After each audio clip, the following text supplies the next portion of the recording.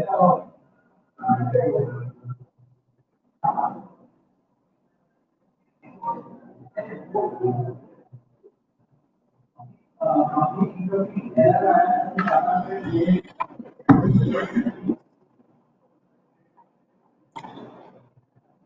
morning, everyone. Welcome to Commodity and Currency Research Club. And this is our live show on Commodity Weekly Outlook. And in this session, we'll dive deep into everything from bullion to energy and base metals. Today, what we have lined up is like we are going to cover the fundamental and technical analysis. We'll keep off things like discussing the key fundamental factors driving the commodity market.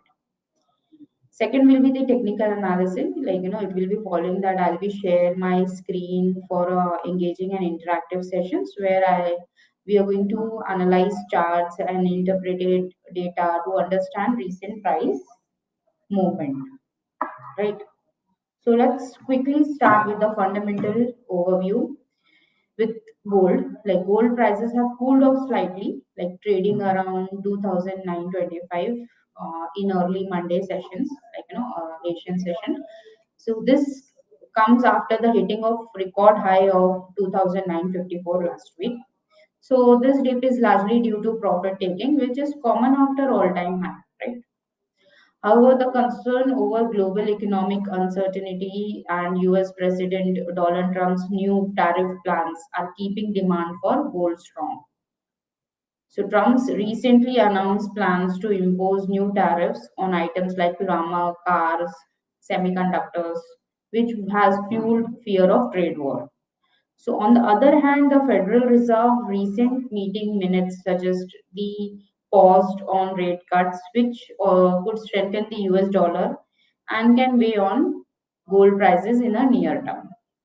So, key takeaway for the week will be while some of the profit booking in is yeah, that you can see the pulling in price of gold, but the overall fundamentals for gold remain strong due to inflation worries and global instability. So we have to watch how the market react to these developments. Second, we can about energy update, like crude oil update is like no crude oil prices has slipped further in early Monday trades, and this extending losses from the last week. So the decline comes as the Iraq prepared to resume oil export from Kurdistan after a nearly 2 years dispute. So once export restart, about 185,000 barrel per day will flow through the Iran-Turkey pipeline. So that's one of the reason for the fall in crude oil. So on the geopolitical front, discussions to end Russia war on Ukraine remain in focus. A potential peace deal could see some ease in sanction on the Russian oil and boosting global supply. Last week, oil prices dropped due to rise in US inventories, and there was an easing of tension in Middle East. US stockpiles remain nearly the lower end of the 5 years average. So this is also contributing to market volatility. So overall, crude oil prices are expected to trade in between. There is a support near $69 and upside 72.50 is a resistance. So as market weighs supply development and geopolitical progress. Next comes the base metals, especially copper. So copper prices fell on Friday, wrapping up the week on a weaker note. So the decline comes as the market evaluate the impact of US President Donald Trump's recent tariff announcement, which now includes plumber and forest products. While the copper hasn't been directly affected, while some optimism, as Trump hinted at the possibility of a new trade deal with China. He described his relation with Chinese President Xi Jinping as great, but detail or timelines is remain unclear. Also, the reason in China, restrictions on copper splintings have been imposed due to overcapacity, leading to higher copper imports and declining inventories. So, however, many blending firms are facing profitability challenge in the current environment. So, these all were the fundamentals to be watch out for a week. Now, I'm going to quickly share my screen with you all for a technical update.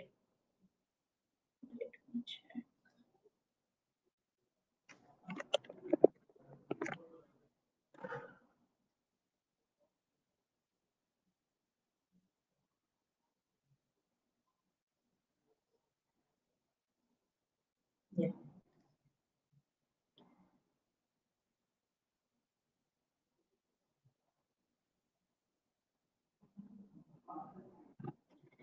So, we're going to see the gold prices as seen in the fundamental.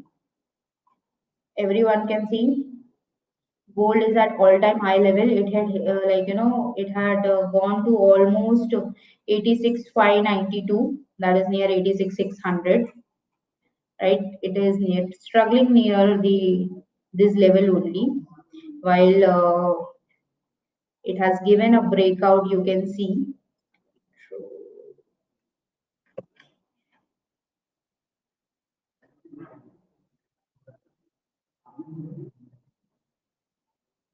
They've drawn the trend line. So it is trading above this line, which is above 86,000 level, right? So also there is no clear confirmation, like there is no bearish candlestick formation. Yeah, like yesterday also it tried to, 86, 85, 600. It is a strong support, as you all can see here. Just a second. Hmm.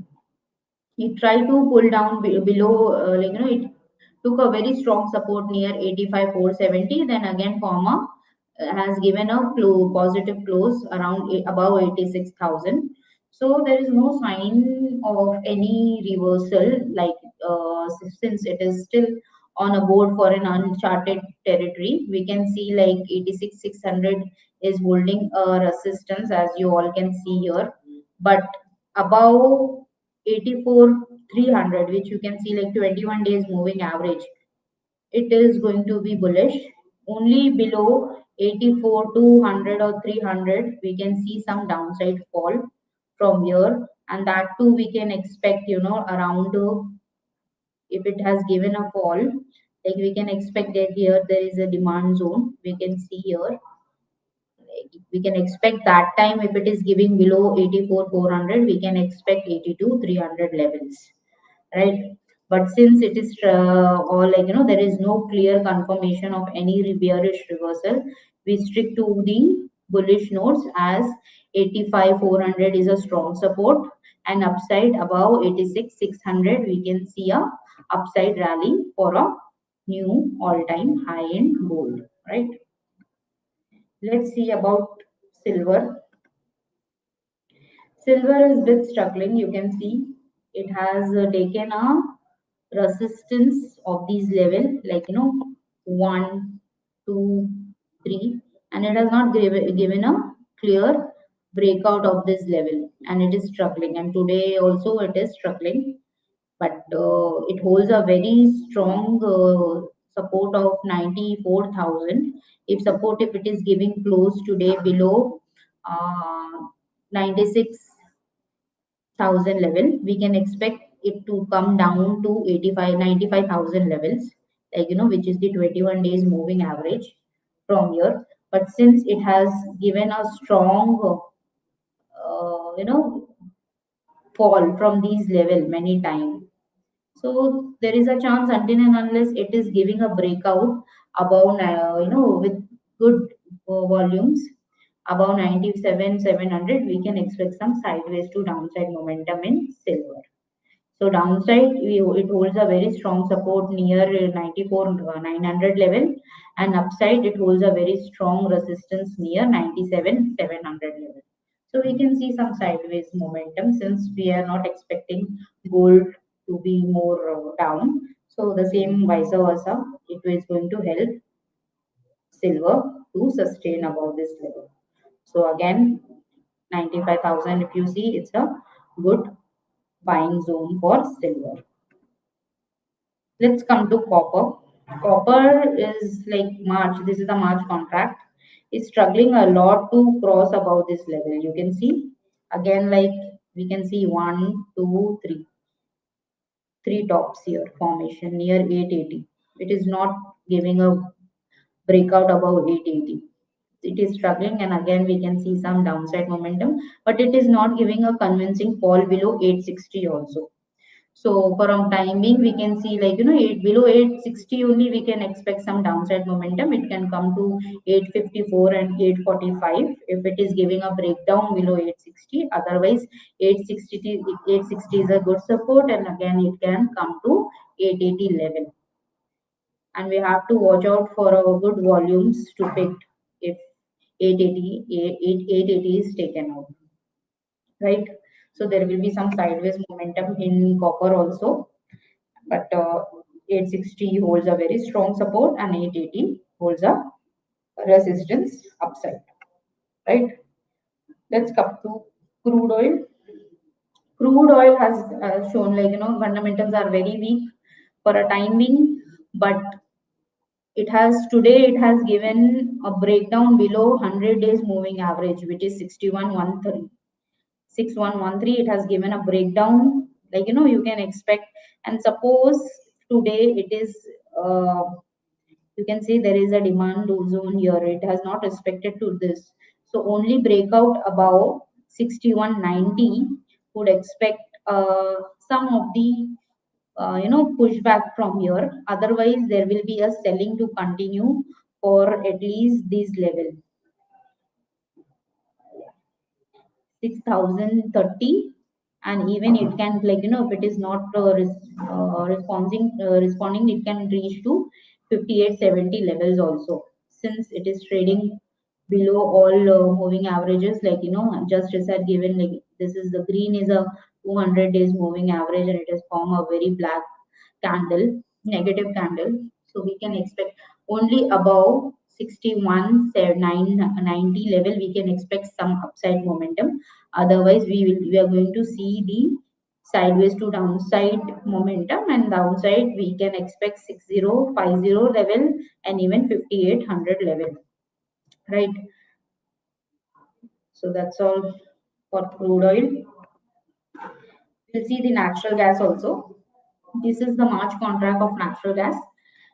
The same like with copper, it has not given a breakout above 400 level and formed a very big negative candle, and it is sustaining below that. And today it has given a gap down also. So 350.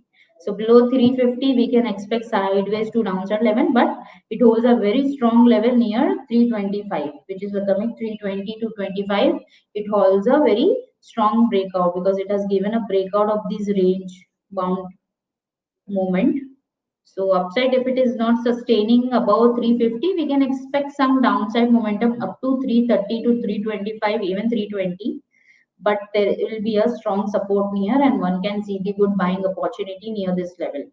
And upside, until and unless it gives a breakout convincingly above 350 to 355 level, we can again see sideways momentum. Otherwise, breakout above 355, we can again see 380 to even 400 levels in natural gas. So one has to be very cautious.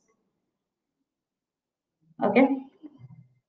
So that's all for the week. And thank you for joining this week commodity sessions. We truly value your participation and hope the insight shares today were helpful. Stay tuned for more updates in our upcoming sessions. Wishing you a productive and successful week ahead. Thank you.